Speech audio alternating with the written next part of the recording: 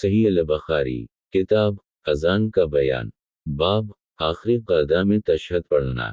حدیث نمبر 831 ترجمہ ابو نعیم عامش شقیق بن سلمہ عبداللہ رضی اللہ عنہ بن مسعود سے روایت کرتے ہیں کہ انہوں نے کہا کہ ہم نبی صلی اللہ علیہ وسلم کے پیچھے نماز کے قعدہ میں یہ پڑھا کرتے تھے السلام علی جبرائیل علیہ السلام و میکائیل السلام علی فلان و فلان۔ تو ایک مرتبہ رسول اللہ صلی اللہ علیہ وسلم نے ہماری طرف دیکھا اور فرمایا کہ اللہ تو خود ہی سلام ہے، اس پر سلام بھیجنے کی کیا ضرورت، لہٰذا جب کوئی تم میں سے نماز پڑھے تو کہے،